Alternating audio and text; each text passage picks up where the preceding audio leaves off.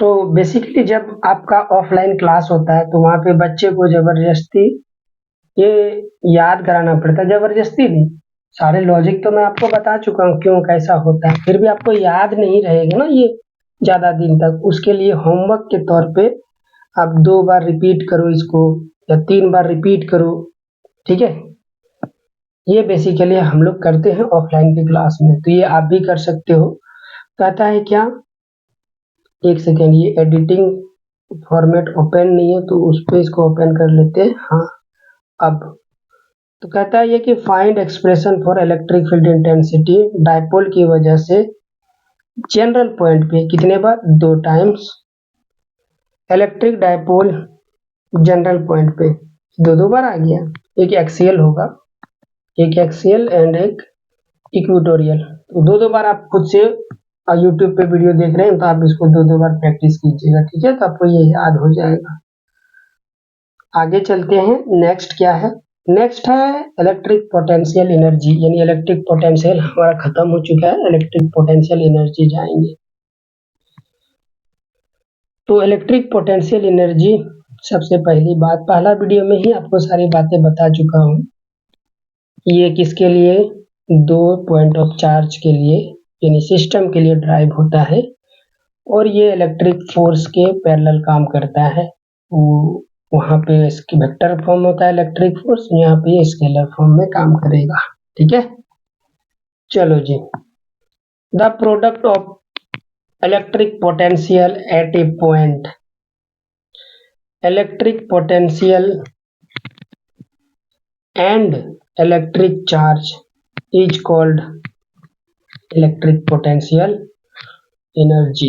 Electric potential energy क्या है basically आपका, तो जैसे ये मेरा पॉइंट चार्ज है, ये दूसरा पॉइंट, इसको इस पॉइंट चार्ज की वजह से ये, इसको यदि मैं इधर की ओर मूव कराऊंगा तो मुझे वर्क करना पड़ेगा, वो वर्क एक यूनिट चार्ज के लिए कर रहा हूँ, एक यूनिट चार्ज के लिए कितना वर्क किया तो वो मेरा पोटेंशियल हो गया।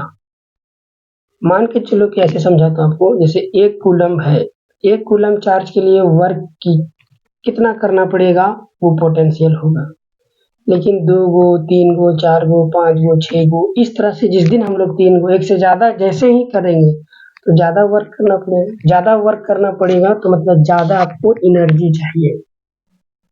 तो जब एक से ज़्यादा चार्ज को हम लोग जब वर्क करेंगे तो जितना टोटल वर्क कर रहे हैं बाहर से, वही वर्क इसमें पोटेंशियल एनर्जी के रूप में स्टोर रहेगा, ठीक है?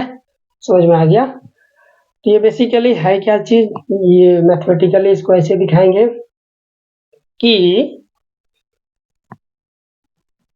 जिस पॉइंट का, मान के चलते हैं यहाँ का पॉइंट पोटेंशियल भी है, भी क्या बताता है, एक पॉइंट चार्ज को यहाँ तक लाने में जो वर्क किया गया है, और एनर्जी क्या बताएगा, 10 गो या n गो को, तो n गो को लाने में टोटल वर्क कितना पड़ेगा, ये सिंगल को लाने में जितना वर्क किया गया उसको n से मल्टीप्लाई कर देंगे, तो ये आ गया आपका क्या, टोटल एनर्जी सिस्टम पे जो स्टोर होगा, ठीक है?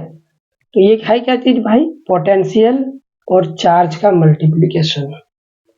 तो यही चीज बोलता है multiplication of potential and electric charge is आपका इलेक्ट्रिक पोटेंशियल एनर्जी है। समझ में आ गया ये वाली बात?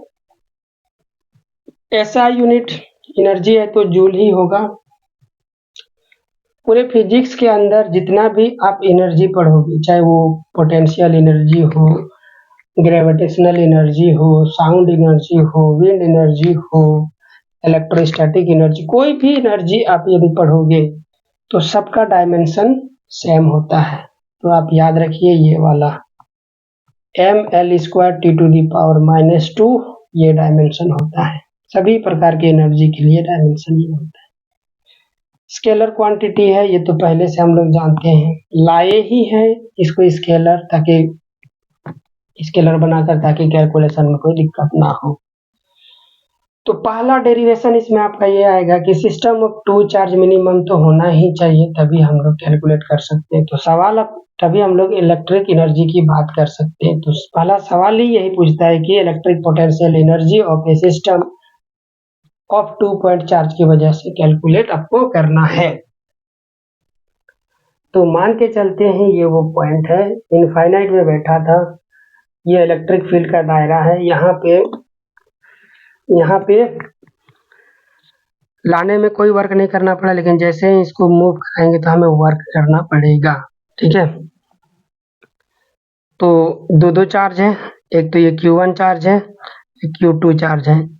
तो ये Q1 चार्ज से भी प्रभावित होगा, Q2 चार्ज से भी प्रभावित होगा। तो दोनों चार्ज की वजह से यहाँ पे पोटेंशियल मेरा होगा। तो इसके चार्ज की वजह से पोटेंशियल मेरा कितना हो जाएगा, KQ/R। इसके वजह से क्या हो जाएगा, KQ2/R। इस तरह से। ठीक है,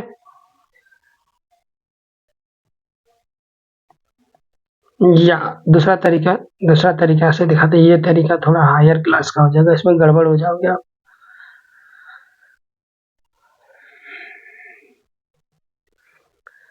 कहता है एट पॉइंट P, देखिए एट पॉइंट P कहाँ चला गया, P पॉइंट, ये डायग्राम, ये देखो ये P पॉइंट है।